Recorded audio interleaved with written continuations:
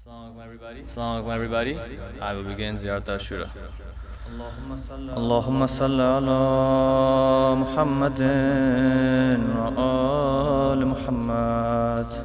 Bismillahir Rahmanir Rahim. Assalamu alayka ya Aba Abdullah. السلام عليك يا ابن رسول الله. السلام عليك يا ابن أمير المؤمنين وابن السيد الوسيم. السلام عليك يا ابن فاطمة سيدة نساء العالمين.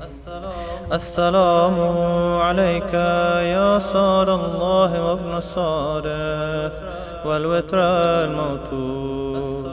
السلام عليك وعلى الأرواح التي حلت بفنائك. عليكم مني جميعا سلام الله. أبدا ما بكيت بكي الليل والنهار. يا أبا عبد الله لقد أزمت الرزية وجلت وأزمت المصيبة بك علينا وعلى جميع أهل الإسلام. وجلت وأزمت مصيبتك في السماوات على جميع أهل السماوات. فلعن الله أمة أسست أساس الظلم والجور عليكم أهل البيت. ولعن الله أمة دفعتكم عن مقامكم وأزالتكم عن مراتبكم التي رتبكم الله فيها. ولعن الله أمة قتلتكم. ولعن الله الممهدين لهم بالتمكين من قتالكم. فرئت إلى الله وإليكم منهم ومن أشيائهم وأتباعهم وأوليائهم. يا أبا عبد الله إني سلمان لمن صالمكم وحرب لمن حاربكم إلى يوم القيامة. ولعن الله آل زياد وآل مروان. ولعن الله بني أمية كاتبا. ولعن الله ابن مرجانا. ولعن الله عمر بن سعد. ولعن الله شمرا. ولعن الله أمة نسجت وألجمت وتنكبت لقتالك. بأبي أنت وأمي لقد أزم مصابي بك. فأسأل الله الذي أكرم مقامك وأكرمني بك أن يرزقني طلب الصارك مع إمام منصور من أهل بيت محمد صلى الله عليه وآله. اللهم اجعلني عندك وجيها بالحسين في الدنيا والآخرة. يا أبا عبد الله إني أتقرب إلى الله وإلى رسوله وإلى أمير المؤمنين وإلى فاطمة وإلى الحسن وإليك بموالاتك وبالبراءة ممن قاتل ونسب لك الحرب وبالبراءة ممن أسس أساس الظلم والجور عليكم. وأبرأ إلى الله وإلى رسوله ممن أسس أساس الظالم وبني عليه بنيانا وجرى في ظلمه وجوره عليكم وعلى أشيائكم برئت إلى الله وإليكم منهم وأتقربوا إلى الله ثم إليكم بموالاتكم وموالاة وليكم وبالبراءة من أعدائكم والناصبين لكم الحرب وبالبراءة من أشيائهم وأتباعهم إني سلم لمن صالمكم وحرب لمن حاربكم وولي لمن والاكم وعدو لمن عاداكم فأسأل الله الذي أكرمني بمعرفتكم ومعرفة أوليائكم ورزقني البراءة من أعدائكم أن يجعلني معكم في الدنيا والآخرة وأن يثبت لي عندكم قدم صدق في الدنيا والآخرة وأسأله أن يبلغني المقام المحمود لكم عند الله وأن يرزقني طلب الصار مع إمام هدى ظاهر ناطق بالحق منكم وأسأل الله بحقكم بالشأن الذي لكم عنده أن يؤتيني بمصابيبكم أفضل ما يؤتي مصابا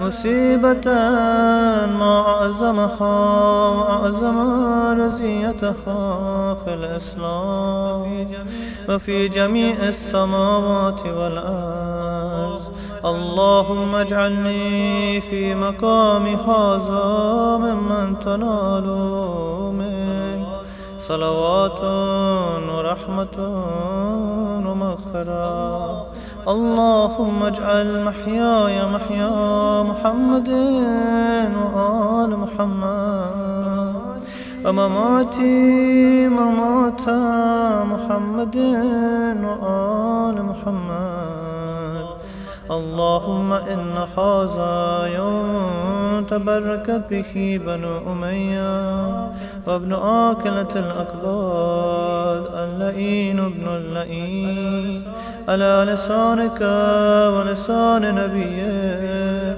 في كل موطن وموقف وكفى فيه نبيك اللهم العن أبا سفيان ومعاوية ويزيد بن معاوية عليه منك لعنة أبد العابدين وهذا يوم فرحت به آل زياد وآل مروان بقتلهم الحسين صلوات الله عليه اللهم فضاعف عليهم اللعنة منك والعذاب الأليم اللهم إني أتقرب إليك في هذا اليوم وفي موقفي هذا وأيام حياتي بالبراءة منهم واللعنة عليهم وبالموالاة لنبيك وآل نبيك عليه وعليهم السلام اللهم الآن أفضل ظالم ظلم حق محمد وآل محمد وآخر تابع له على ذلك اللهم العن الإصابة التي جاهدت الحسين وشايعت وبايعت وطابعت على قتله اللهم العنهم جميعا السلام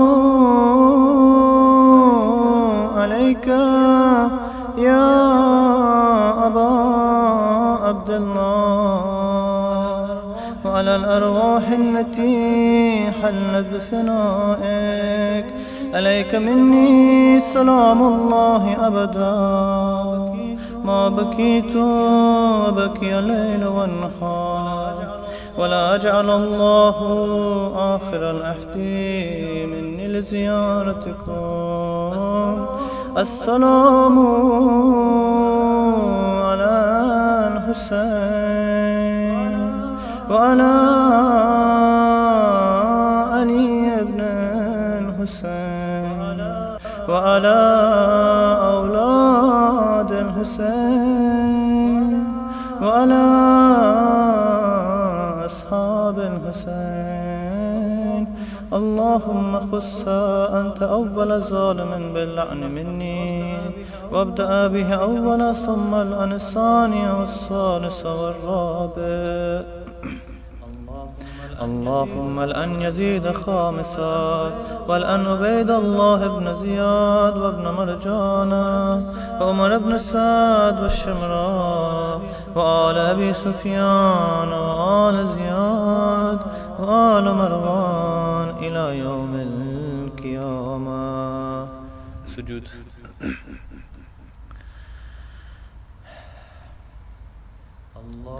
اللهم لك الحمد حمد الشاكرين لك على مصابهم. الحمد لله على عظيم رزيتي. اللهم ارزقني شفاعة الحسين يوم الورود، وثبت لي قدم صدق عندك مع الحسين وأصحاب الحسين الذين بذلوا محجهم دون الحسين عليه السلام. صلوات. اللهم صل على محمد وآل محمد.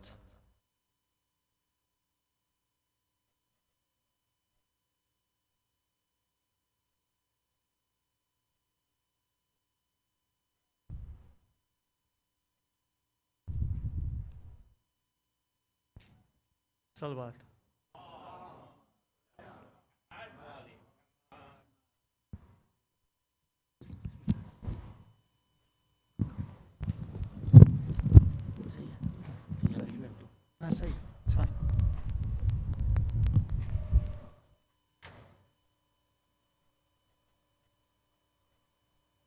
مجرئی خلق میں ان آنکھوں نے کیا کیا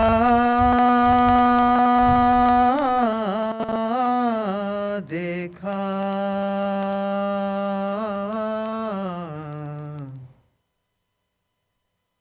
پر کہیں صبت پیمبر سنا آقا دیکھا.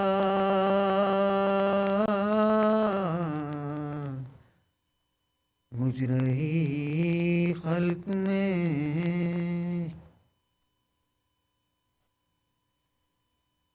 میں نے دیکھا عالم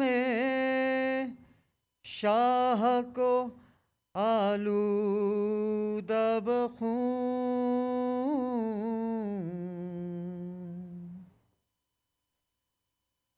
میں نے دیکھا عالم شاہ کو آلودہ بخون.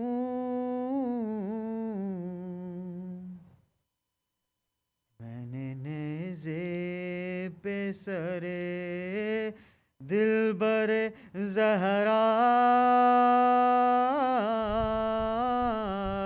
دیکھا.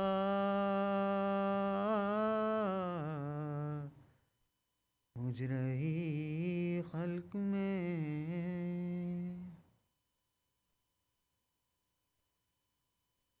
میں نے دیکھا لیس غر کا غلا خون میں تر.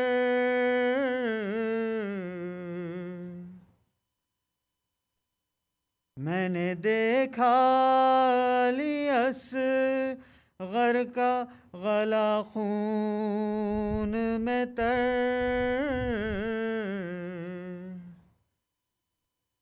میں نے عباس کو ریتی پہ تڑپتا دیکھا،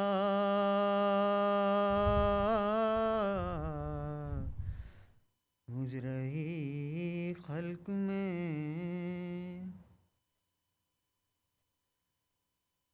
ایک گٹھڑی شہدی پشت پہ لائے جس میں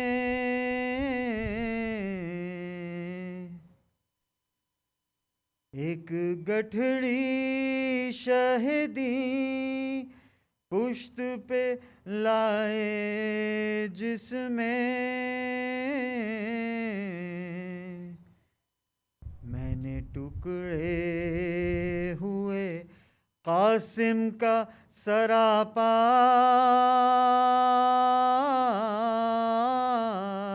دیکھا،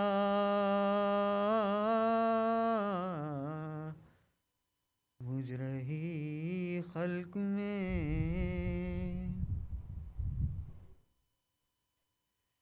گر پڑے سبت نبی تھام کے ہاتھوں سے جگر،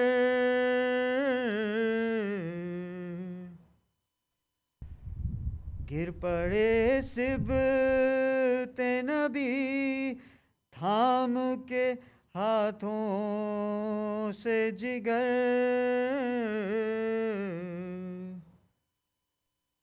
علی اکبر کو جو ریتی پہ تڑپتا دیکھا،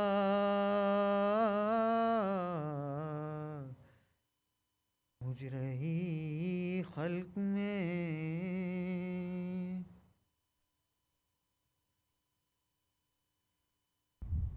بولی یہ زینب مضطر کے خدا خیر کرے،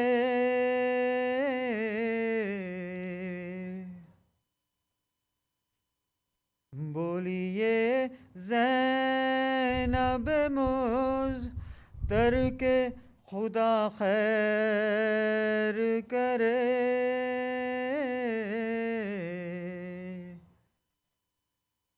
رات کو خواب میں عریا سر زہرا دیکھا،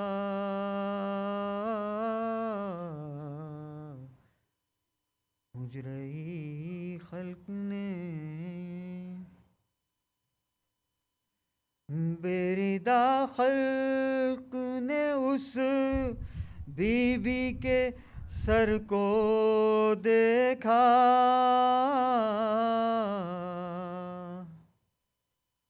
بیریدہ خلق نے اس بی بی کے سر کو دیکھا،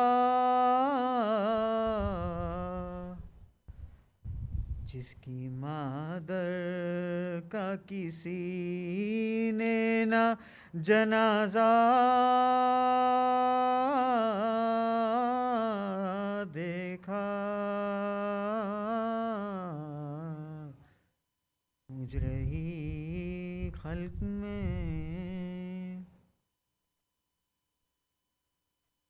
ظلم اے مجرئی سجاد نے کیا کیا دیکھا،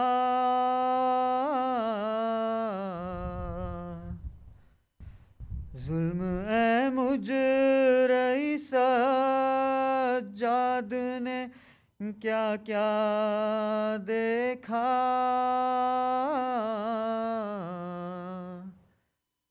گھر لوٹا قید ہوئے باپ کا لاشا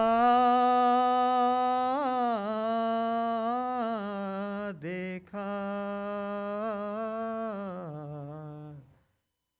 मुजरई खल्क में इन आँखों ने क्या क्या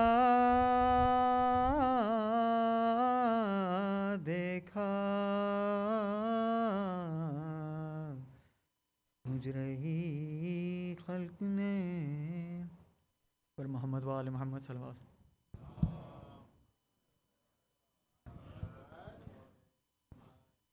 May Allah make our reward great for our grief for Hussein alayhi salam.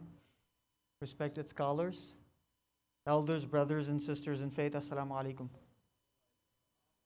We are all truly blessed to be able to come together on these nights of Azah. Let us pray that our faith be strengthened and our spirits elevated, inshallah. May Allah accept our mourning and give us all the opportunity to see the shrine of our Imam, inshallah. A quick program reminder. In a few moments, the Shaykh will ascend to the minbar, continuing the topic of this Ashra, building a Husseini community, followed by Matamdari, ending with Salat al-Maghribain and Niyaz. As always, sponsorship opportunities are available to sponsor specific events, as well as to become a sustaining member of CFK. While we will not do fundraising, as it's been said before, it is important to stress that sustaining members are essential for the center to continue covering its operating expenses. For details on how to do so, please join our ever-growing WhatsApp group. Let us recite a Fatiha for the marhumin of today's sponsors, especially marhuma Fatima Baigam bint Syed Ali Musavi, all our marhumin and marhumin of the Ummah. Bismillah ar-Rahman ar-Rahim. Alhamdulillah.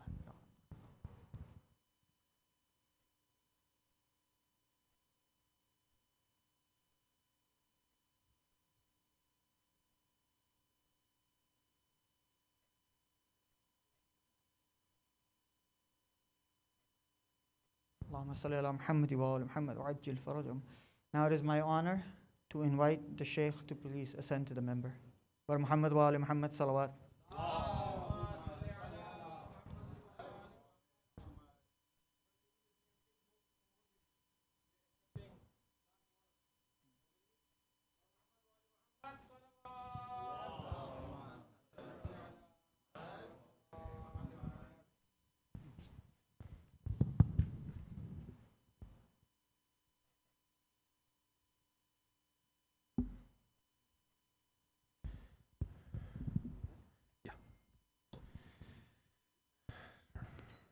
No problem.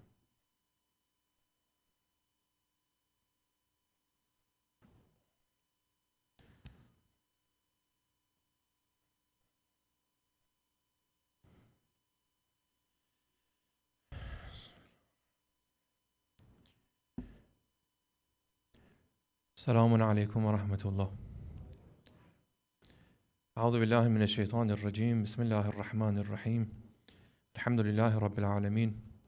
والصلاة على رسول الله وعلى آله الطيبين الطاهرين وأصحابه المنتجمين سيما بقية الله في الأرضين عجل الله تعالى فرجه الشريف. ولعن رب اشرح لي صدري ويسر لي أمري واحلل عقدة من لساني يفقهوا قولي. اللهم كل وليك الحجة ابن الحسن صلواتك عليه وعلى آبائه في هذه الساعة وفي كل ساعة وليا وحافظا وقائدا وناصرا ودليلا وعينا حتى تسكنه أرضك توعا وتمتعه فيها طويلا. السلام على الحسين وعلى علي بن الحسين وعلى أولاد الحسين وعلى أصحاب الحسين عليهم السلام. السلام عليك يا أبا صالح المهدي عجل الله تعالى فرجه الشريف. My dearest brothers and sisters, last night we began a series of discussions that we'll be having over this Ashra. And last night served as a foundational presentation and what I hope and what we hope will be a discussion, a conversation amongst ourselves in trying to capture and bring to life the purpose of this Husseini movement And ultimately, we're aspiring towards building, developing, and maintaining a Husseini community. So what we discussed last night, if I can present a brief summary, because it's important for us to keep this in mind in every night that we build on what we're saying in different facets of building this Husseini community. Number one, we said that there is a growing consciousness on the importance of acknowledging the value of community in society as a whole. And we discussed a few different reasons why that's the case. But what is palpable is the rise of isolation and the penetration of individualism as a way of life in our lived experiences. And that there is a false sense of security that may develop in our minds and in our souls, that the solution to this problem, if we understand the severity of it, is found in the advancement of science and technology, and that we are in reality only a few clicks away from resolving the problem.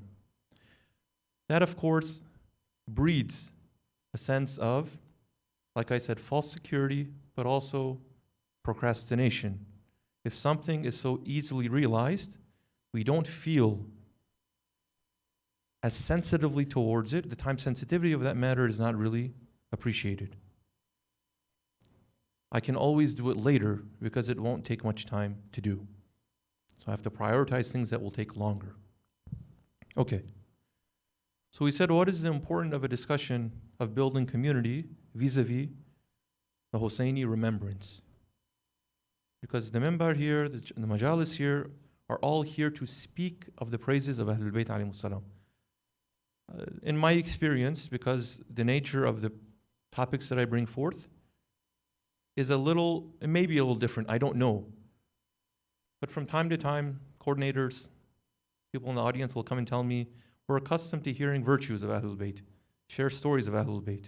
That's what we know, that's what we expect to hear, that's what we want to hear. And I value that, it's important. Remember, the story, the symbol is to point you to something more. It's not a form of amusement or entertainment. It is a source of motivation, but it's to motivate us towards something. Not for us to move internally within that discourse. It's supposed to move us to something more.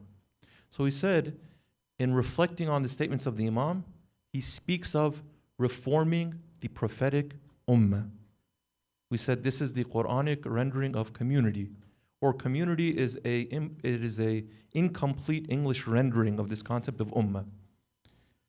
Now, what was this ummah? We said this ummah is more than just establishment of certain rituals and the inculcation of certain doctrines.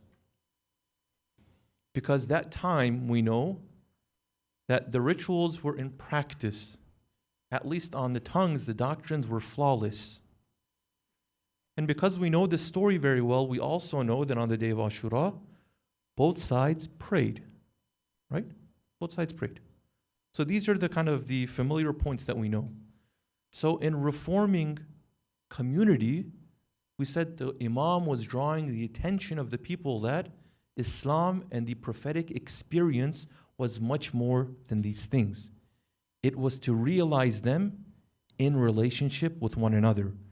And the true sense of community then, even in the definition that we provided from contemporary literature, was, and I'm going to read it again, a group of individuals who share a mutual concern for each other's welfare. And it's distinct from a group of people or whose members may share ideas, interest, proximity, and any number of things, but lack concern for one another.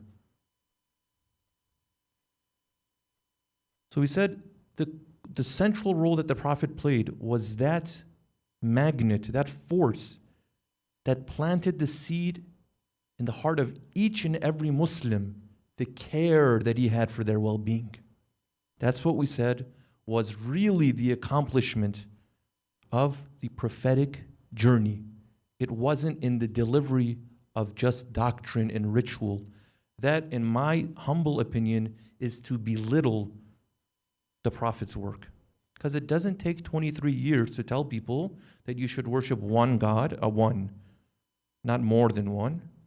And the Prophet wasn't doing mathematical equations with them to understand what is the reality of one. He just said one. Then he also said, don't do these bad things. It doesn't take 23 years, right?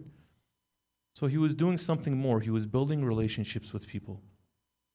To the point where the Quran, which we understand to be the expression of Allah, the communication of God, it's speaking of to what extent the Prophet felt that weight, if we want to call it, on his shoulders, but that care, the desire and aspiration in his heart.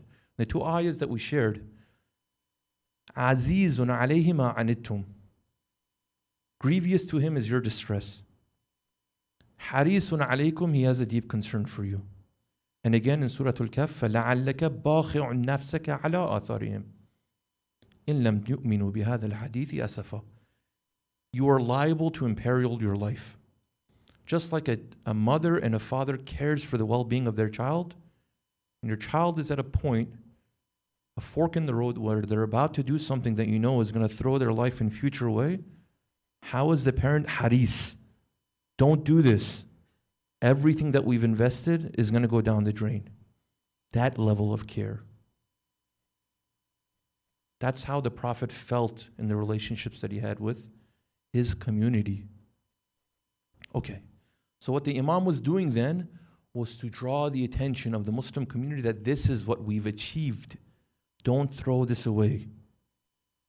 And he made it plain as we shared some of the statements of the Imam, and we will do inshallah towards the end of the Ashra, the night of Tasu'a, day of Ashura. He's drawing the attention to that. This is what we built, and he's calling out for that support to enliven that sense of community. So he awakens the heart that way. Okay. So for us, what's really important is to take this moment and to turn it into momentum, right? Because this is how the Imam wants to be in relationship with us. So the Prophet was in relationship to his community this way. The Imam was in relationship with his ashab and extended that towards the larger community this way. And in our time, where we are also building community and inspiring towards community, the Imam of our time is also the leader.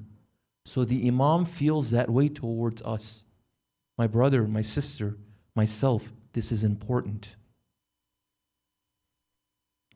The same things that the Quran said about the Prophet, it applies to the Imam. Because Imam is not just a celebratory position, right? We just had Ghadir program. Ghadir program is not about saying this Sahaba shouldn't have been, that Sahaba should have been. It's not about this. It's a position that the person plays that is not executive. It's about what? What are all you say on the Ghadir? It's about wilaya. Wilaya is not about executive leadership. Wilaya is about intense love. Not everyone can be at the center of being that intense love. That's a different type of qualification. And that's why it's divinely given. Again, we make things difficult for ourselves because we try to argue theologically. Don't. From Imam al-Rida alayhi salatu wasalam, it's narrated.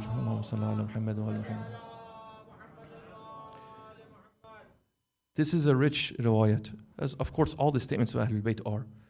There's a lengthy riwayat that the Imam speaks about the sifatul Imam, characteristics of the Imam. And in a portion of that, this is what he's saying. Al-Imamu Anisur Rafiq. He is a comforting friend.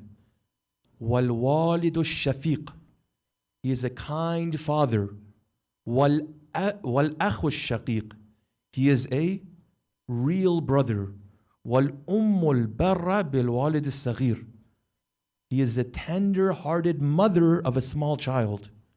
وَالْمَفْزَعُ الْعِبَادِ فِي الدَّاهِيَةِ النَّادِ. He is a refuge for the people in disastrous conditions.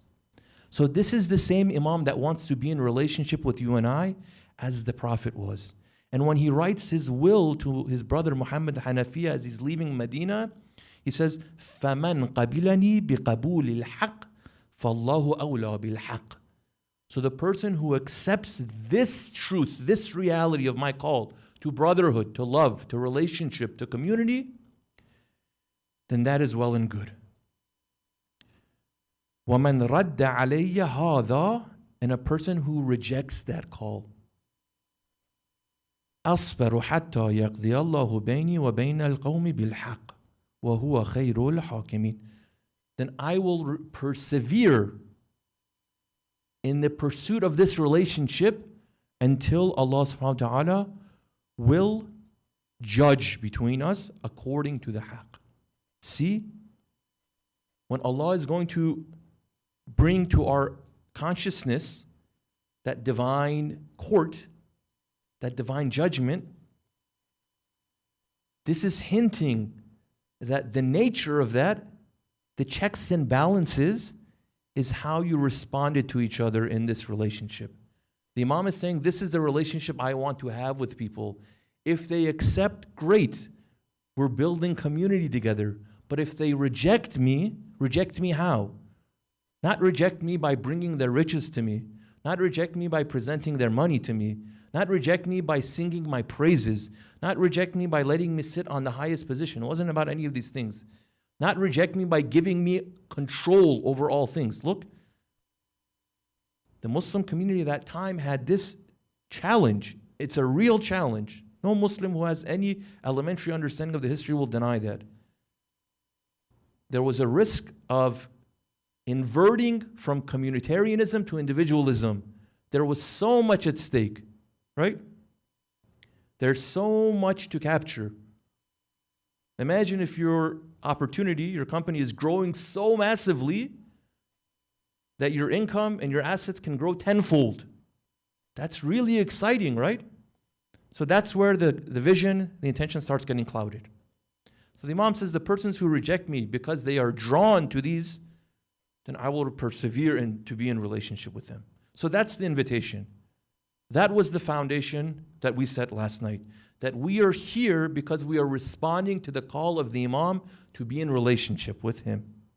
Okay, so that's our goal. Now, oh how we wish we could have been with the Imam. Ya laytana kunna ma'akum. This is not just in that moment in history, I wish I was there. It's not about that. It's about more than that. I wish I was with you, right? So, Imam of our time, where is he? What is he doing? This is a question to ponder because I don't know who knows the answer to this. Better people than I, obviously. Doesn't the Imam also want to be in relationship with people? Or is he just happy kind of remaining unknown, obscure, hidden? Come on, let's be real. He's a person, right? Okay. So how can we have been, how can we be right now in relationship? How can we be loyal to the promises that we have made? Right? We just read Ziyarat Ashura. Silmun liman salamakum, harbun liman harabakum, ila yawm al-qiyamah. It's not even saying right now. I mean, the majlis, silmun liman salamakum, harbun. We could have qualified it that way, but we didn't. We left it unqualified. Ila yawm al-qiyamah. That's just, so we made a statement now, right? So how can we remain loyal, right? Tonight we're going to read the Musibah of Muslim ibn Aqil. Muslim ibn Aqil is loyal. Muslim ibn Aqil went when things were going well. Muslim ibn Aqil stayed when everything went wrong. Okay, so he's loyal. We all want to be loyal, correct? That's what we come here for. We're not coming here just to get some sawab and then leave to go on our lives. We're here to be in a relationship. Okay, so we want to be loyal. How can we be loyal? Whether you're talking about building community. What is the building block of community? People. Okay, people. So we have to start with the individual, right? We hear this from time and time again. Before we can build a collective, we have to build the individual. So you have to work on yourself. Salawat.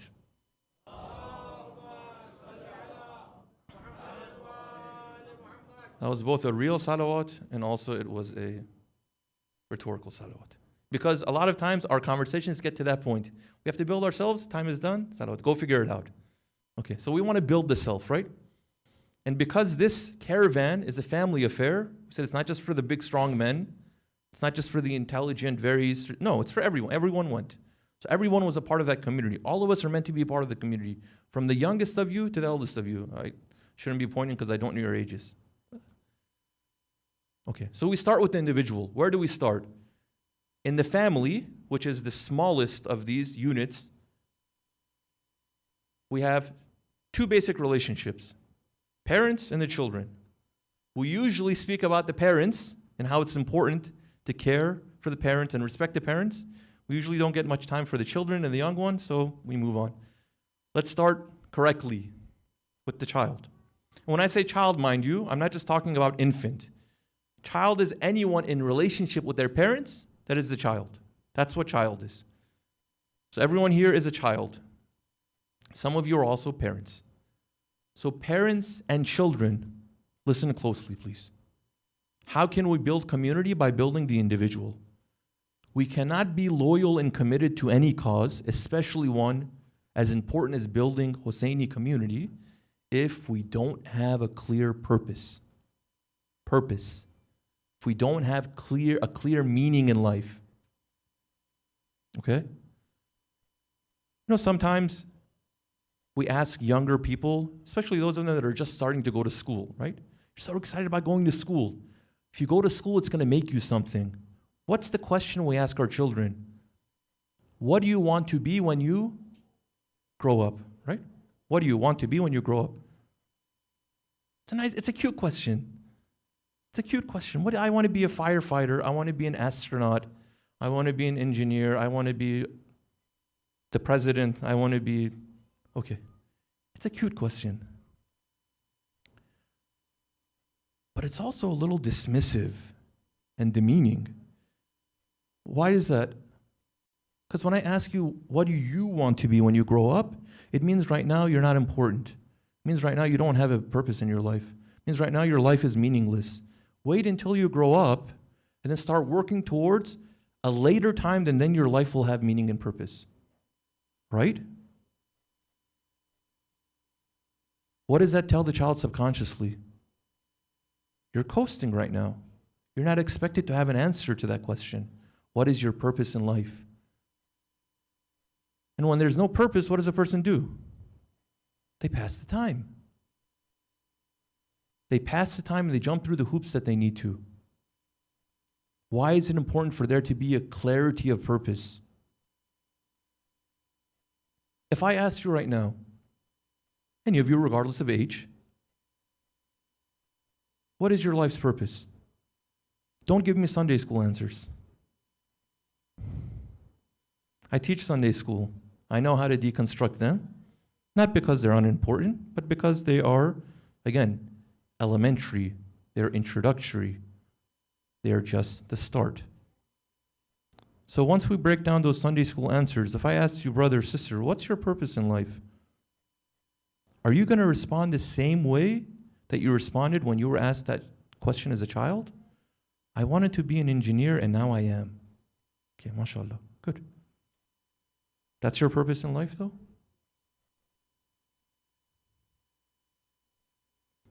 So there has to be a clarity. Why? Because having a clear purpose gives us a reason to try hard. You know, a lot of times parents lament, I feel like my kid is not really realizing their potential. What potential? What are you talking about? You may have some idea in your head, but no one other than you knows.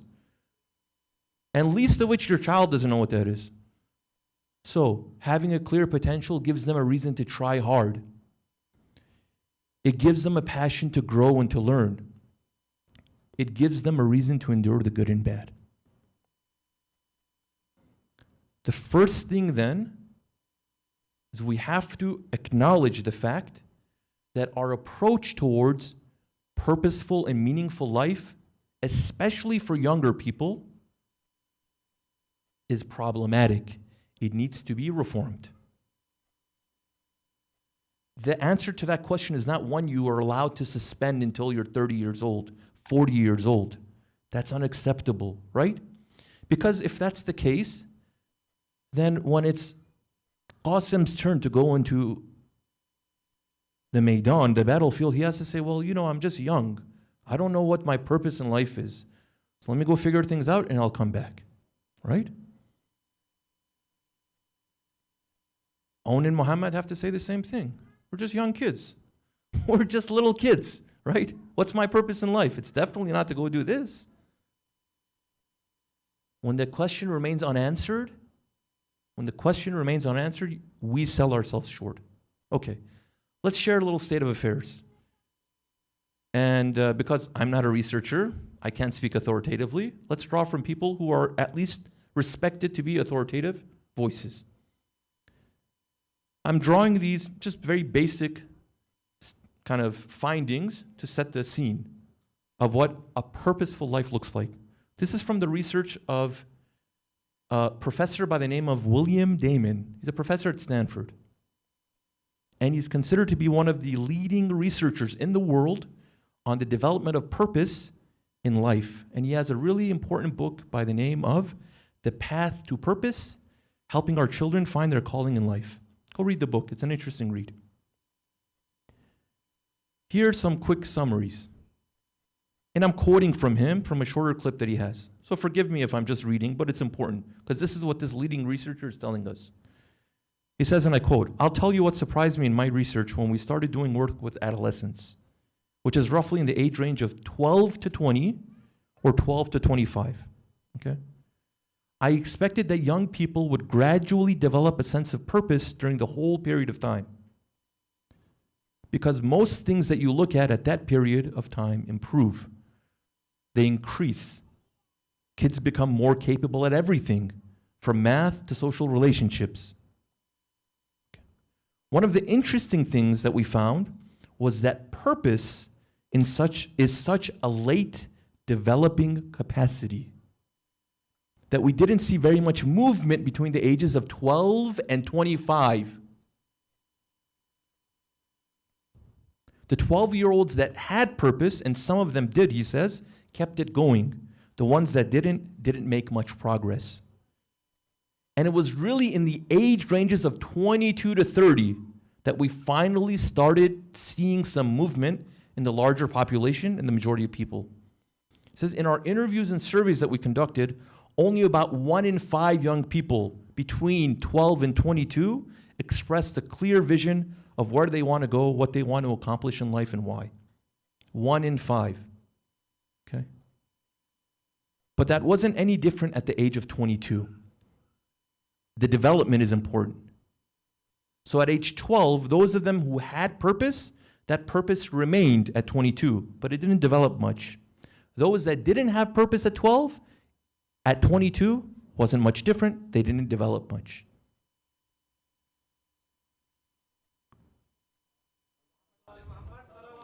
اللهم صل على محمد وعلى محمد وعجل فرجه.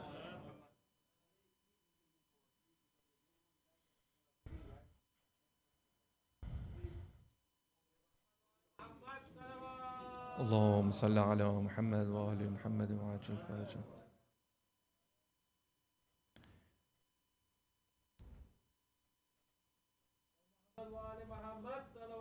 اللهم صل على محمد وآل محمد وعجل. Okay. So he's telling us 1 in 5. Preliminary studies. They didn't poll everyone in the world. It may not be representative, but whatever it is, this is the leading research. 1 in 5. It says about 20% of people in that area, they're drifters. They don't have much direction in life.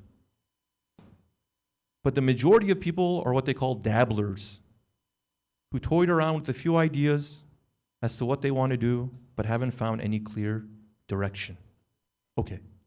This is not something like alarming. We shouldn't lose our minds now. But it's something to consider. It's an important data point. Okay? 1 in 5. And between 12 and 22, very little development is observed. Now you say, brother, that's the whole population. We're Muslim, we're Shia, all these things. Okay. But it's definitely not 5 and 5, right? Even if it's 2.5 and 5, 50%, we can say that 50% potentially by the age 12 don't really have clear purpose, which by the way, is such a tall order. Imagine if a 12-year-old kid knew what they wanted to do in their life. Oh my God, wow, mashallah, so mature, so cute, right? But that same 12-year-old kid, when they turn 22, what happens? The parents can't stand their incompetence. You're wasting your life, right? Little development is. So the point is, either we get early, by 12, there should be some purpose, some vision, some meaning. So by 22, at the very least, that's preserved. And if anything, we should help them develop that. Why? Because if we're waiting until they're 30 to develop some sense of purpose, guess what? It's too late. Are you saying people can't change? No. But by 30, you've more or less developed your personality of the things that you value in life and what you want. And mind you, in the rat race that is life in this world, you will be so inundated with the challenges of life, being pulled in different directions, the distractions, that by that time it's really hard for you to break the shackles. It's not impossible, but it's hard. This is the reason why we find ourselves in the state that we're in right now. It didn't happen overnight. It didn't happen overnight. So building community is not going to happen with a bunch of 30-year-olds, 35-year-olds who don't even understand the basics of why it's important to come together. Because the whole world is teaching them it's just you, and you. It's not even about your spouse. It's not even about your children. Even they're secondary. You may say it's just about your family. It's not. It's just about you. Right? So that's one side of it. The second side of it is already the exact opposite of community building that we're talking about, the rise of that individualism. All the seeds that have been planted from 12, those are being nourished until 20 and 30. So the task becomes really difficult. So we're talking about building community right here. Your children, don't task them. Don't test them. Don't impose on them. Cultivate purpose. That's from the parent's end, from the child's end. This is a question that you have to search for the answer. What is your purpose in life? What is the meaning of your life? And if those words are not familiar to you, you don't really understand them, tonight go ask your parents or bug them right now. Mom, Dad, I don't know what this purpose is that he's talking about. Okay. All right, so how can we help our children find purpose? Again, we said children is not just them. These guys are not young. They're already almost at that 12 years old and they've exceeded it, which means they've already found purpose, hopefully. How can we find our kids find purpose? The first way and most important way is to really get them to believe that they are important, that they matter. You're important. You're not just some little kid who came to a majlis. Teenagers, you're important. You're not just somebody that's there and no one cares if you're there or not, what you do and what you don't, how you spend your day and spend your night. Maybe we don't take notice of you right now, but that doesn't mean that you're not important. You are important. You are more important than your father and mother's work. You are more important than the TV show that we put on the television. You're more important than the broken relationships that you may have and the frustrations that you have at home and at school. You're more important than that. Because in you exists not the potential. Let's bracket potential for a second. Let's stop talking about potential. Let's stop talking about the future for a moment. You right now are an important contributor, and we want to be in relationship with you. I'm not waiting for you, young men, to grow hair on your chest before you're allowed to have a real conversation with me, right? I won't give the woman example because it's not nice. Anyways, the point is, we're not waiting for something to happen physiologically before you are a member in the community. Right now, you are a member of the community. We want to be in relationship with you. Okay, so that's number one. And that comes with honoring your children, honoring the younger ones. Narrated from Ahlul Bayt, Akrimu awladakum, honor and dignify your children. وَأَحْسِنُوا آدَابَهُمْ, and help perfect their behavior and conduct, يُغْفَرْ لَكُمْ, you will be forgiven.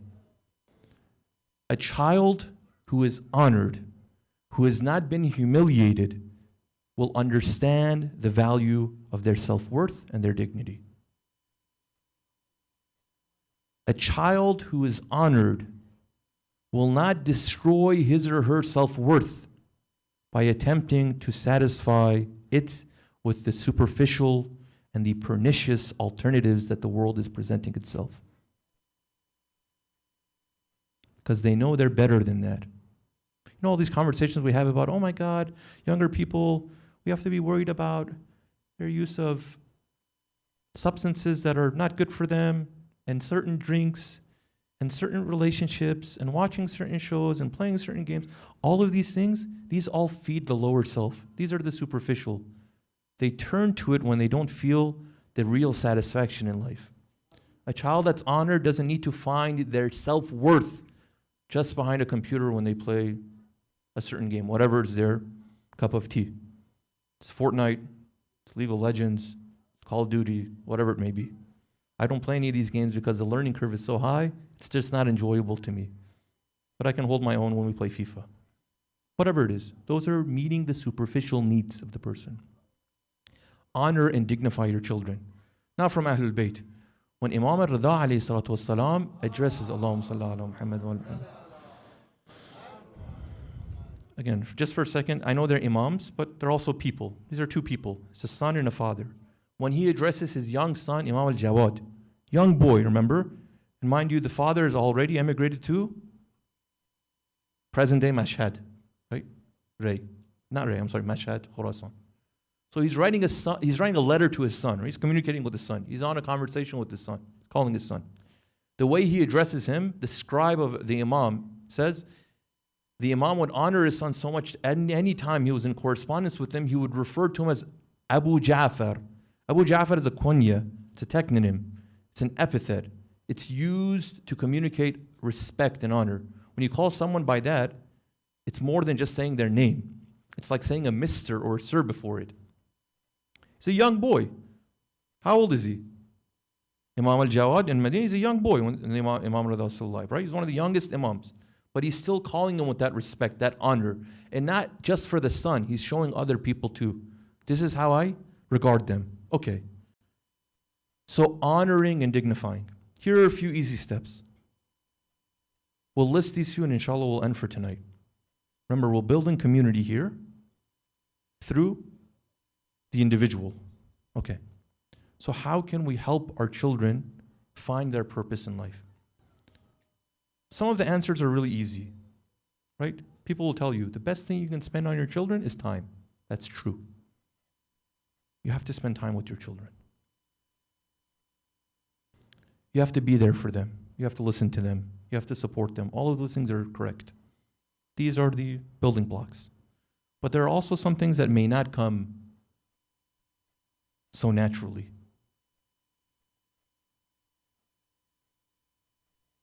Telling your kids what to do. That's not the way we help them find purpose. Remember, we are followers. We are supporters. Here's again what the literature tells us about helping children find their purpose. The most important thing that the parent cannot do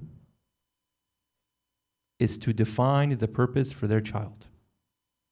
This is what you're going to be when you grow up. It's not your place to define their purpose. It is not your job to define their purpose. This is not an attack on parents. It's just having a heart-to-heart. It's one parent to another. It is not our job to define the purpose and the meaning in the lives of our children. We can't. Our job is to what? Is to introduce options.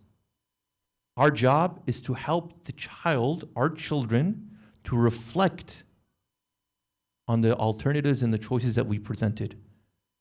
The value that these purposes will bring to their lives. The personal value, the social value. It's in us supporting them in their formulation of realistic plans. It is for us to support the choices that they've made through this guidance. So we are a follower. We are meant to fan the flames. Remember, we spoke about the Prophet as being the most accomplished of these relationship builders and purpose influencers. That seems like such a dirty word these days. So the Prophet did that. Quran says you can't make anyone believe through coercion. As much as you want it to happen, it's not going to happen. Unless Allah wants and unless that person wants it. You can't make anyone believe anything. Okay, so we already know the Prophet, that's not the prophetic way. So to dictate that to the child already is a failure. So that's one thing. Number two is for us to try and convey the meaning that we found in our lives. Remember we said talk to your kids? Ask them how their day was, of course. Show interest in their hobbies. Yes. But you're not just there to receive. We're talking about building community, right? We're talking about parenting, right? You also have to play a role, we have to play a role in communicating the purpose that we found in our life. Red flag. If I don't have purpose in my life, what am I going to communicate to my child? Oops, I don't know. That's a problem. Now, it doesn't mean you're a failure, get out. No, it just means if you've been procrastinating and putting this off, this is an opportunity for us to start thinking a little bit clearer. What is the purpose and the meaning that you found in your life? Now, how does that work when you're in conversation with your children? You are telling them about your life and what you're doing and why you're doing it and why it's important. If the only thing your child understands of what you're doing in life when you leave the house and come back, or when you go into your office these days and work from home, is just to collect a paycheck, guess what your child is going to understand? The purpose in life. Find a job that gives you the largest and fattest paycheck. Right? How many of you have had that genuine conversation, let alone consistent conversations about what's going on in your life and how you're finding that meaning and purpose? I don't want to call anyone out, but I hope for you to have this kind of reflection and soul searching. And remember, it's not just for your of-age children. My son is 18 now. He's a man. I have to tell him the realities of life. Although for some reason, sometimes these young people, they never have certain talks that they should. That's a conversation for a different time. Even for your young kids right here, the reason I can't spend time with you is because I'm going to do this, this, and that for this, this, and that reason. This is important. And though I love to be with you night and day, I've made the decision to do this because that is also important, right? Right now, before I came here, my daughter said, I don't want you to go. I felt bad. It broke my heart. And just because right now in the pandemic, we've been spending so much time, for my two daughters, they're seeing us so often, they think that's normal. They're in for a rude awakening when things go back to normal. Sorry, I got to pencil you into my schedule. In any event, she said, I don't want you to leave. So how can I justify to my daughter, young girl, not even 4, that I have to leave her for 10 days because I'm going to do this, this, and that? See, that's a conversation I have to have with her, because then she can also understand and take value in what it is that I do with my life. See, that's community building. That's family building. That's building relationship. So when you're having a tough day at work, your son and daughter knows my father and mother are working towards something valuable. I am also working towards something valuable. Right? Our frustration is built sometimes from the fact that we feel each of us are living our own lives. The husband is living his own life, the wife is living his own life. The son is living his own life, the daughter is living her own life. The frustration is, I thought we were supposed to be a unit, but in reality, we're just a group of people that are in close proximity and share certain names and interests and blood, but do we care about each other's welfare? It's incomplete until we've communicated that purpose with each other consistently. That's building community. Because if you can't have that conversation with your child, who is your flesh and blood, who you do anything for them, how do you expect to have that conversation with me? You're never going to have that conversation with me. It's too uncomfortable. It's too embarrassing. And if you can't have that conversation with me, how can I be in relationship with you?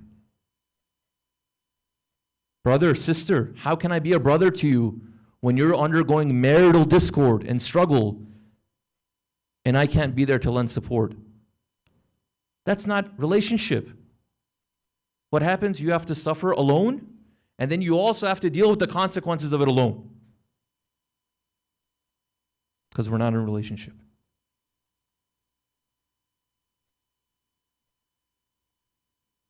You're having a hard time at work. You're about to be laid off. You don't know how you're going to provide for your family. You don't feel comfortable enough telling your wife, let alone telling your brother and sister in the community. That's not community. That's something else. So, number 2, convey the meaning that you get in life, the purpose that you found in life to your children. And as frequently and as consistently as you can. Number 3, you and I are not meant to do all of the work. As they say, it takes a village to raise a child. I don't know why we make it so difficult for ourselves. It's difficult when there is no relationship. I don't know who this person is. I can't trust them. How do I know they're going to take the best interest of my child at heart? How can I trust them with some of the uncomfortable insecurities that I have about my children? Maybe they'll expose something about what's going on in the house, right? So, oops, I got to do everything myself. And I can't because I'm already working 80 hours a week. And by the way, this other problem, that other problem, and this and that. Number 3, introduce them to mentors. Build a network of support to them.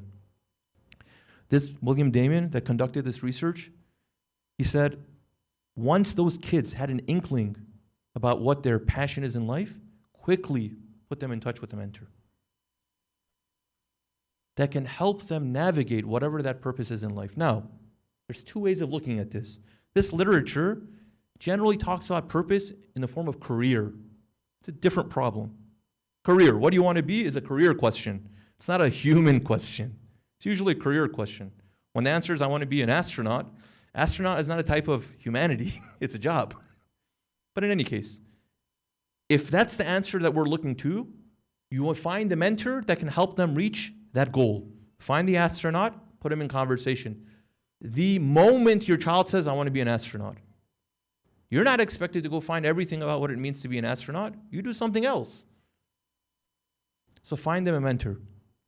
He says the children who were successful in fulfilling these purposes, developing these purposes, evolving these purposes, were not just those, were not just some of those who found purpose in life.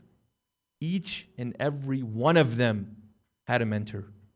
Now, if I say mentor and your mind goes to cha-ching, I have to pay a personal tutor $60 an hour to come and mentor my child, again, we're thinking about it the wrong way.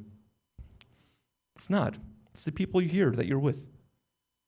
It's the people here. This is the free labor right here. They're meant to be put in relationship and in mentorship with members of the community so they can help cultivate. So that's the career way.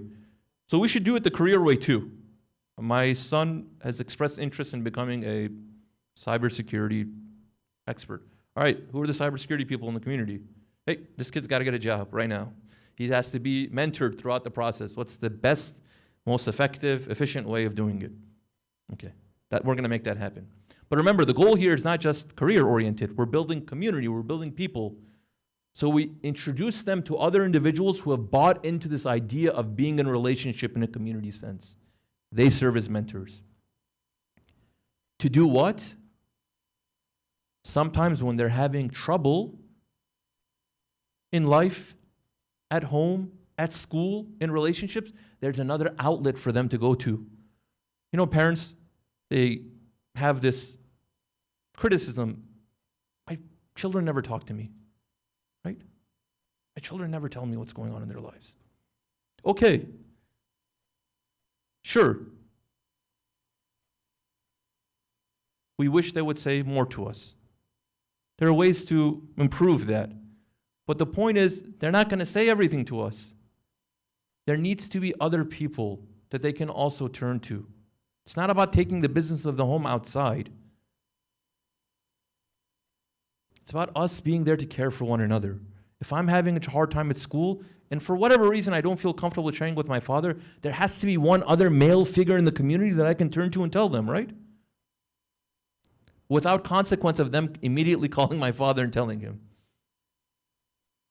So mentorship.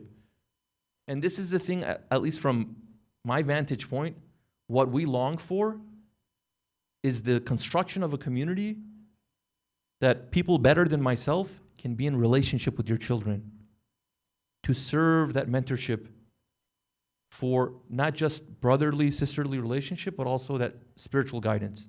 Again, like I said, people better than myself. Because then we care about you. We care about how your life is going and how things will turn out. We're invested in you, in your success. And it pains us when we don't see you as often as we like. So that's number 3, mentorship from amongst each other. Number 4, this is how the literature presents this again. Encouraging an entrepreneurial attitude. Okay, entrepreneurial doesn't mean making money. It means encourage your child to be a go-getter.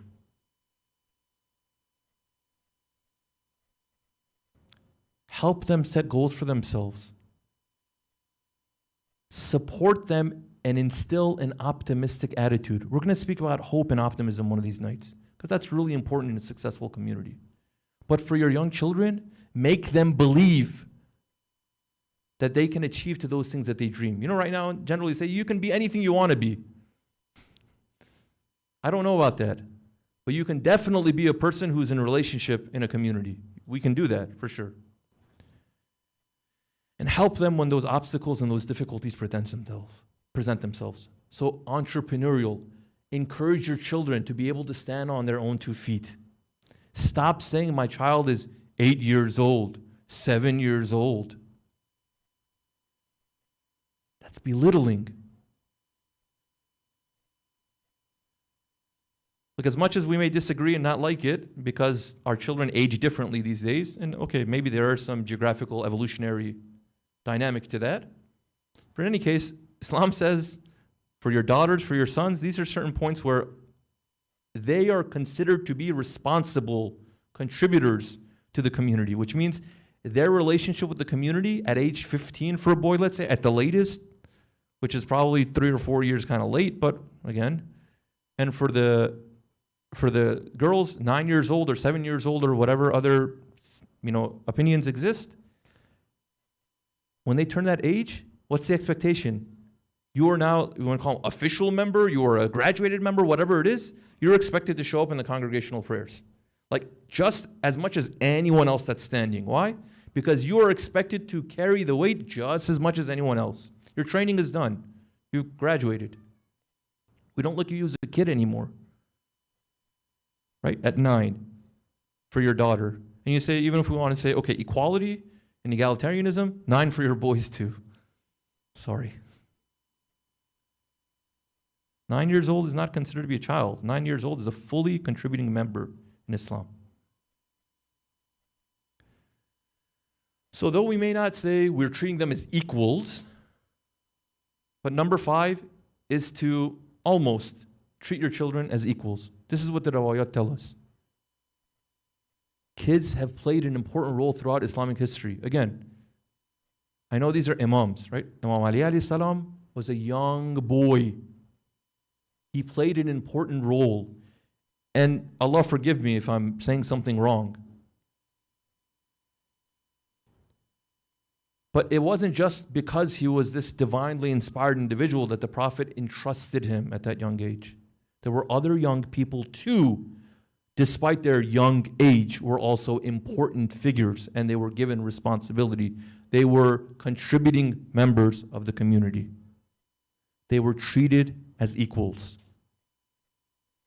In one riwayat found in the Sharh of Nahj al-Balagha by Ibn Abi al-Hadid, narrated from Imam Ali alayhi salatu wasalam, again, I don't know if this is, but this is where the source is. He says, when you find yourself dealing with a problem that has just presented itself,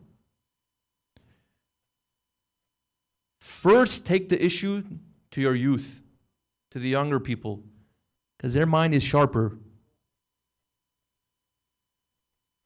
They have an incomparable ability to solve that problem that they're encountering for the first time. Take it to them.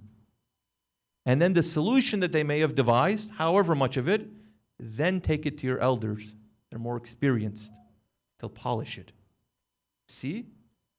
It didn't say get in line. Once your beard becomes a certain color, then you're allowed. It says first take the problem to them. Don't come and ask me. You see this white hair here? I'm in the old people category. Don't come and ask me. I'm the experienced one. Go ask the younger people. Hey, this is a problem we're having. This is a need that we have. How can we solve the problem? When you tell that young boy you're too small, go play until your time comes, you've already written it off. You don't have purpose in life. Your purpose in life is to be purposeless.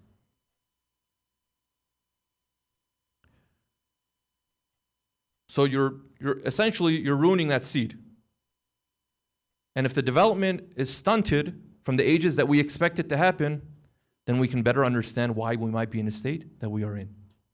So, let's wrap up.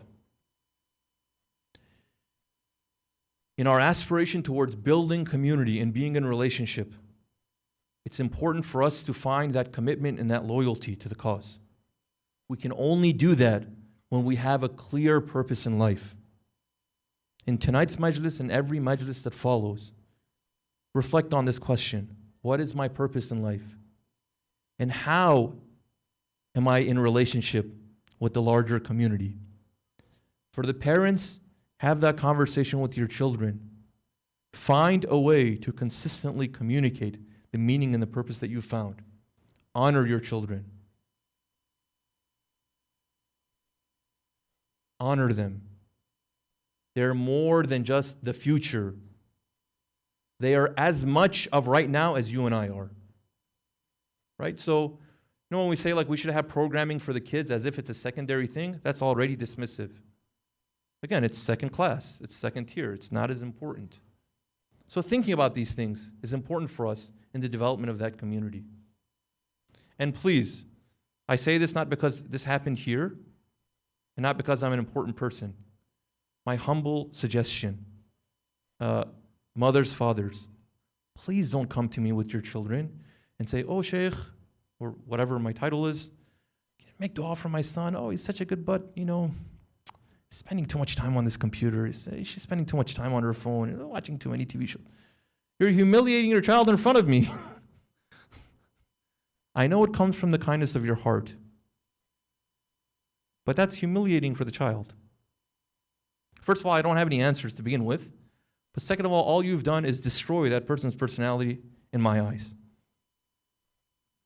How is that person supposed to expect to find purpose now and be in a relationship with us? So this is what we're aspiring to do. And we can do it for sure. But this is where we start, finding purpose. Let's look for that in these majalis, inshallah. Risala salawat ala Muhammad wa ali Muhammad. If we can dim the lights for a musibah commemorating the loyal companions, the purposeful companions, those companions that had found meaning in life. And tonight, we recite the musibah of Muslim ibn Aqil, of the earliest, if not the earliest, shaheed of Karbala. اللهم صل على محمد وآل محمد. سلام الله العلي العظيم وسلام ملائكة المقربين وأنبيائه المرسلين وأئمته المنتجبين وعباده الصالحين وجميع الشهداء والصديقين والزاكيات الطيبات فيما تقتدي وتروه عليك يا مسلم ابن عقيل ابن أبي طالب ورحمة الله وبركاته. أشهد أنك وفيت بعهد الله وبذلت نفسك في نصرة حجة الله وابن حجته حتى أتاك اليقين. By Allah, Muslim, we are a witness that you were true to the pact that you gave, to the promise that you gave, that you were loyal, that you gave your life and you gave your death in support of your Imam. It's narrated from Imam Ali alayhi salam that he asked the Holy Prophet, Ya Rasulallah,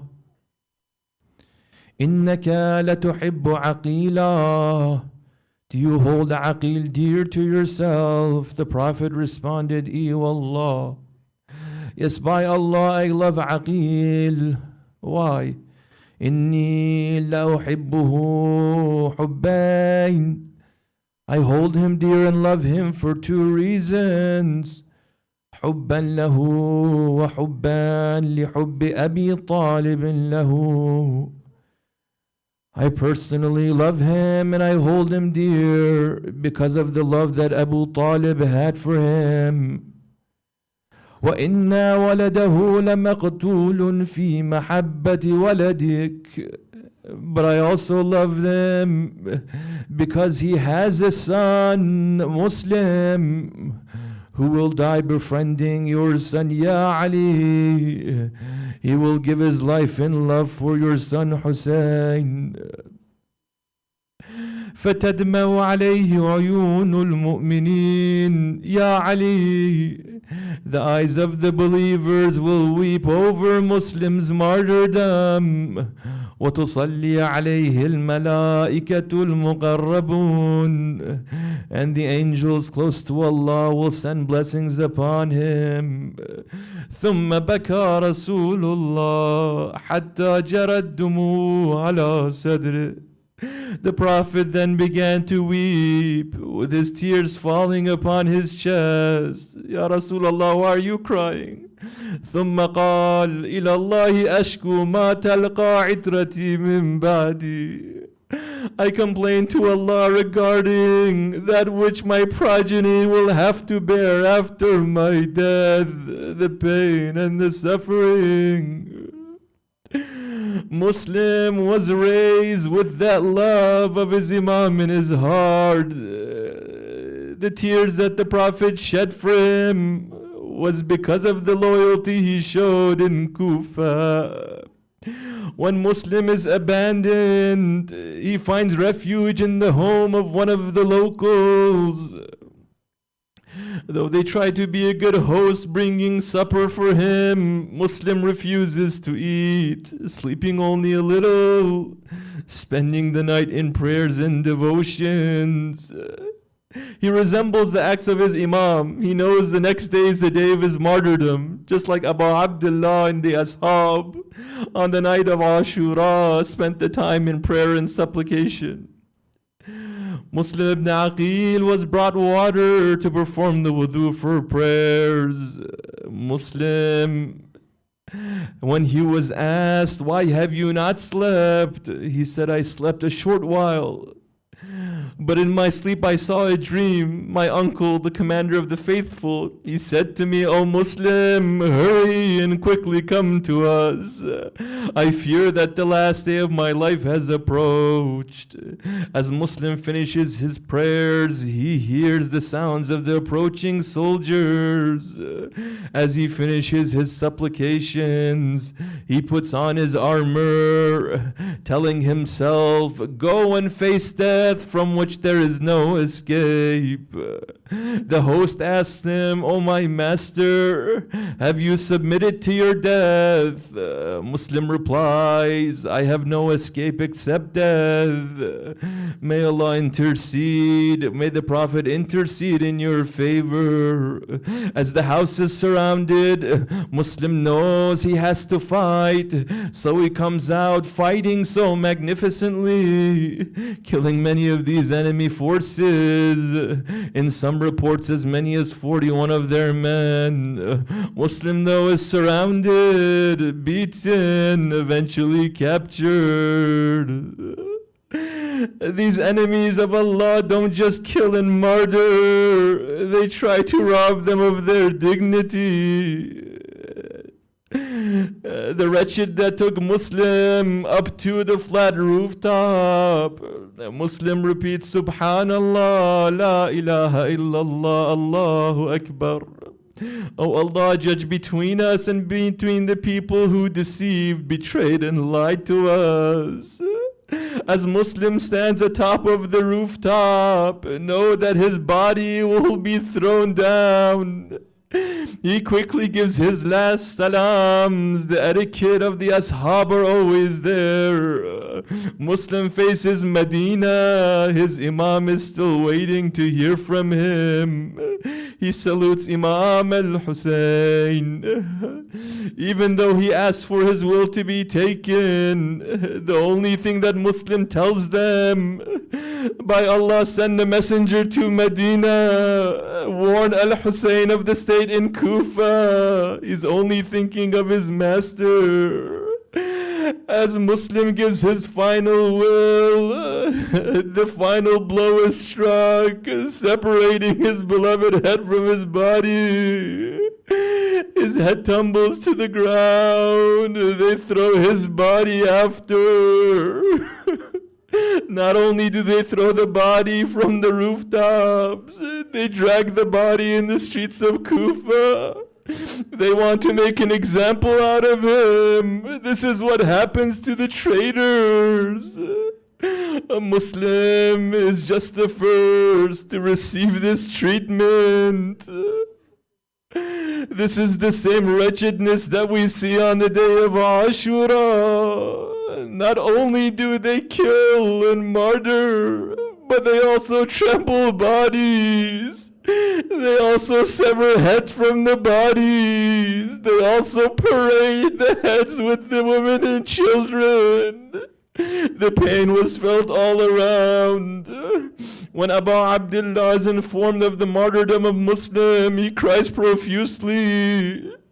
Then he goes to the daughter of Muslim community, who is his niece, and begins to stroke her hair in a special way. That special stroke that is reserved for orphans. She asks him, "Oh my uncle, what has happened to my father that you stroke my head this way?" She knows something has gone wrong. Abu Abdullah looks to this young girl. "My beloved, your father has been martyred. But don't let that bother you. Know that I am your father now.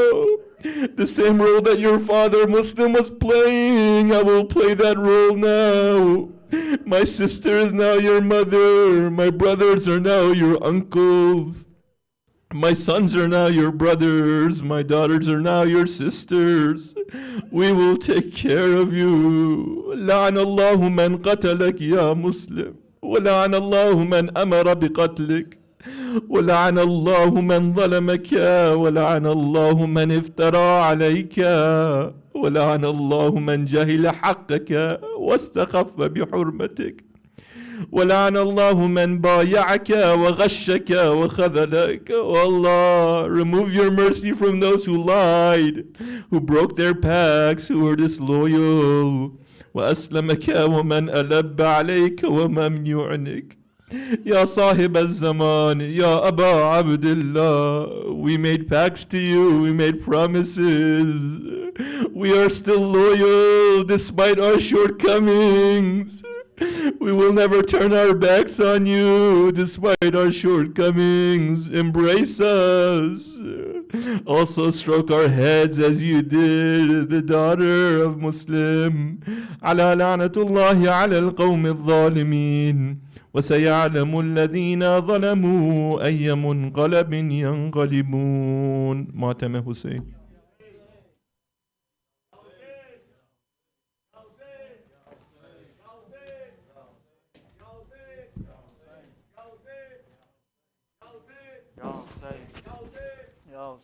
ہلکا بنا لے مومنین ہلکا بنا لیجیے. یا حسین یا حسین یا حسین یا حسین یا حسین.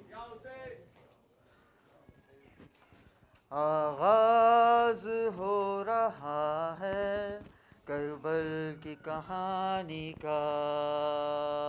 آغاز ہو رہا ہے کربل کی کہانی کا. آغاز ہو رہا ہے کربل کی کہانی کا. آغاز ہو رہا ہے کربل کی کہانی کا. لوگوں یہ جنازہ ہے اسلام کے بانی کا. آغاز ہو رہا ہے کربل کی کہانی کا. آغاز ہو رہا ہے کربل کی کہانی کا.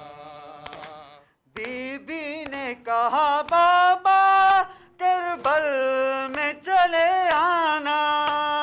بی بی نے کہا بابا کربل میں چلے آنا. منظر میں دکھاؤں گی اکبر کی جوانی کا. منظر میں دکھاؤں گی اکبر کی جوانی کا. لوگوں یہ جنازہ ہے اسلام کے بانی کا. آغاز ہو رہا ہے کربل کی کہانی کا. آغاز ہو رہا ہے کربل کی کہانی کا. کٹ جائیں گے بازو بھی عباس سے باوفا کے. کٹ جائیں گے بازو بھی عباس سے باوفا کے. تینوں سے ہوگا چنی مشکی زب پانی کا. تینوں سے ہوگا چلنی مشکی زب پانی کا. لوگوں یہ جنازہ ہے اسلام کے بانی کا. آغاز ہو رہا ہے کربل کی کہانی کا. آغاز ہو رہا ہے کربل کی کہانی کا. بکھرے گا کربلا میں قاسم کے سر کا صحرا. بکھرے گا کربلا میں قاسم کے سر کا صحرا. خوشیاں سمیٹ لے گا عالم و ویرانی کا. خوشیاں سمیٹ لے گا عالم و ویرانی کا. لوگوں یہ جنازہ ہے اسلام کے بانی کا. آغاز ہو رہا ہے کربل کی کہانی کا. آغاز ہو رہا ہے کربل کی کہانی کا. تا حشر میرے مولا مشتاق رہوں تیرا. تا حشر میرے مولا مشتاق رہوں تیرا. مل جائے شرف مجھ کو بس تیری غلامی کا. مل جائے شرف مجھ کو بس تیری غلامی کا. لوگوں یہ جنازہ ہے اسلام کے بانی کا آغاز ہو رہا ہے، کربل کی کہانی کا اللہم صلی علی محمد وآل محمد صلوات.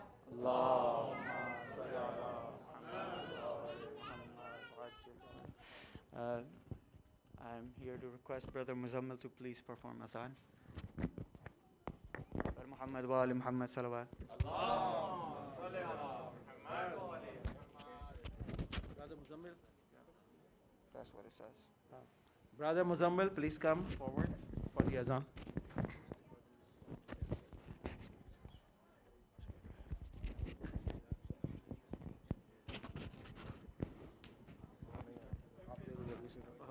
Zahir Abbas.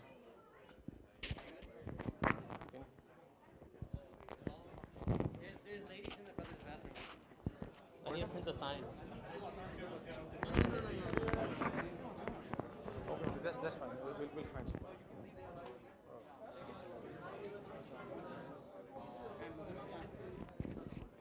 He didn't show up.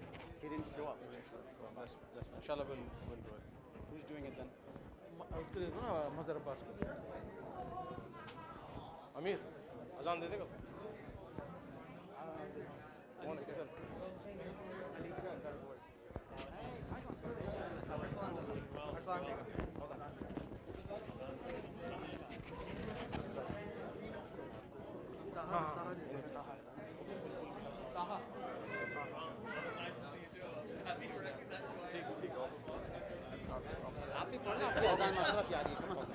لا حول ولا قوة إلا بالله العلي العظيم. أعوذ بالله من الشيطان الرجيم. بسم الله الرحمن الرحيم. إن الله وملائكته يصلون على النبي يا أيها الذين آمنوا صلوا عليه وسلموا تسليما. اللهم صل على محمد وآل محمد. سبحان الله والحمد لله ولا إله إلا الله والله أكبر. الله أكبر الله أكبر الله أكبر الله أكبر. أشهد أن لا إله إلا الله. أشهد أن لا إله إلا الله. أشهد أن محمدًا رسول الله. اللهم صل على محمد وآل محمد. أشهد أن محمدًا رسول الله. اللهم صل على محمد وآل محمد. أشهد أن أمير المؤمنين وإمام المتقين عليًا ولي الله. اللهم صل على محمد وآل محمد. أشهد أن أمير المؤمنين وإمام المتقين عليًا حجة الله. اللهم صل على محمد وآل محمد. حي على الصلاة حي على الصلاة حي على الفلاح حي على الفلاح حي على خير العمل حي على خير العمل. الله أكبر الله أكبر. لا إله إلا الله. لا إله إلا الله. إن الله وملائكته يصلون على النبي يا أيها الذين آمنوا صلوا عليه وسلموا تسليما.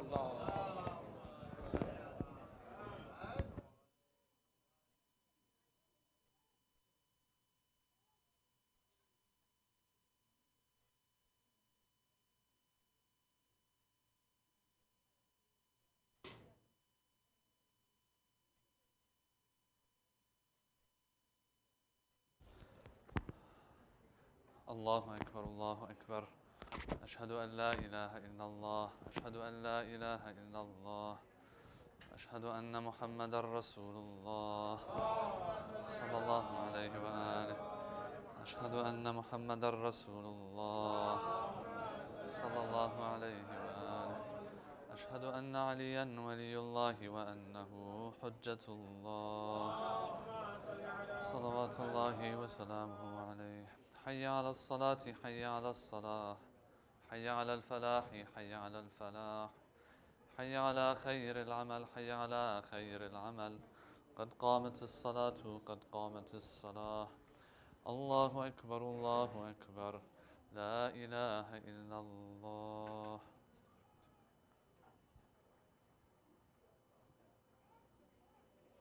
الله أكبر. بسم الله الرحمن الرحيم. الحمد لله رب العالمين الرحمن الرحيم مالك يوم الدين. إياك نعبد وإياك نستعين.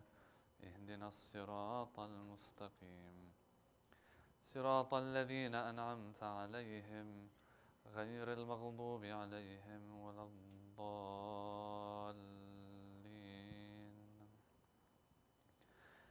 بسم الله الرحمن الرحيم. إنا أنزلناه في ليلة القدر وما أدراك ما ليلة القدر.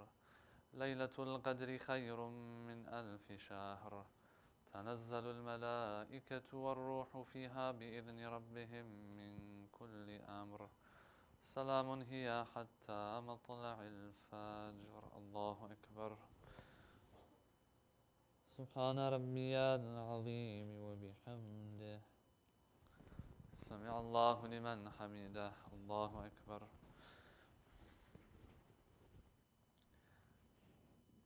سبحان ربي الأعلى وبحمده. الله أكبر. أستغفر الله. الله أكبر. سبحان ربي الأعلى وبحمده. الله أكبر. بحول الله وقوته أقوم وأقعد. بسم الله الرحمن الرحيم. الحمد لله رب العالمين الرحمن الرحيم مالك يوم الدين. إياك نعبد وإياك نستعين.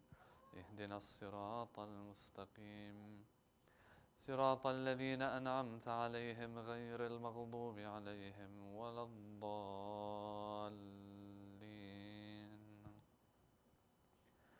بسم الله الرحمن الرحيم. قل هو الله أحد الله الصمد لم يلد ولم يولد ولم يكن له كفوا أحد. كذلك الله ربي. الله أكبر. اللهم صل على محمد وآل محمد. ربنا آتنا في الدنيا حسنة وفي الآخرة حسنة وقنا عذاب النار. الله أكبر. سبحان ربي العظيم وبحمده. سمع الله لمن حمده. الله أكبر. سبحان ربي الأعلى وبحمده. الله أكبر. أستغفر الله. الله أكبر. سبحان ربي الأعلى وبحمده. الله أكبر. الحمد لله.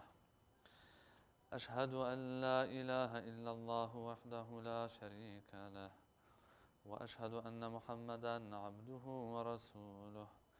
اللهم صل على محمد وآل محمد. بحول الله وقوته أقوم وأقعد.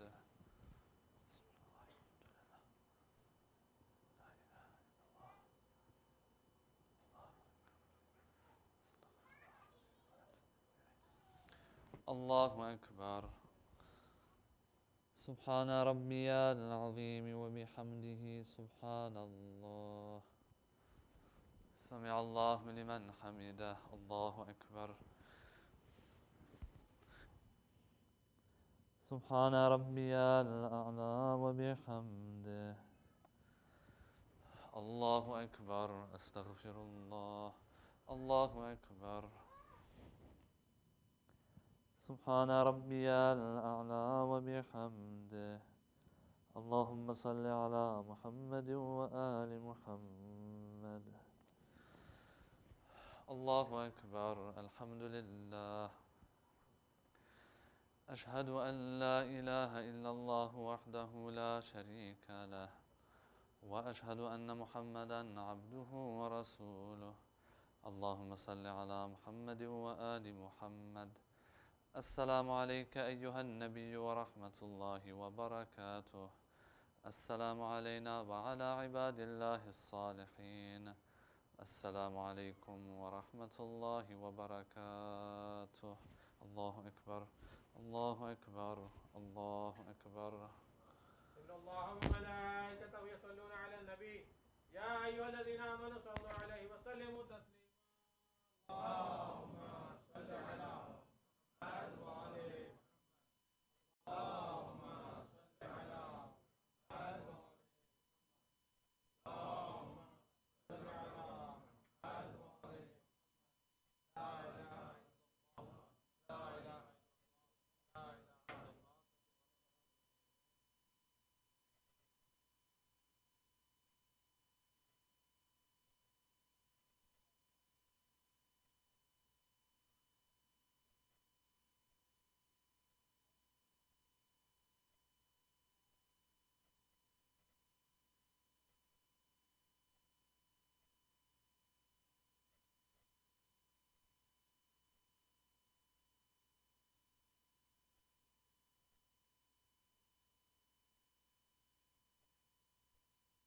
صل على محمد وآل محمد. بسم الله الرحمن الرحيم. أستغفر الله الذي لا إله إلا هو الحي القيوم ذو الجلال والإكرام وأتوب إليه. يا الله يا رحمن يا رحيم يا مقلب القلوب ثبت قلوبنا على دينك. Let's recite 5 times Amma Yujib. May Allah give shifa to all mu'minin, also all mu'minin. Difficult time. May Allah. Bismillahir Rahmanir Rahim. عما يجيب المضطر إذا دعاه يكشف السوء. عما يجيب المضطر إذا دعاه يكشف السوء. عما يجيب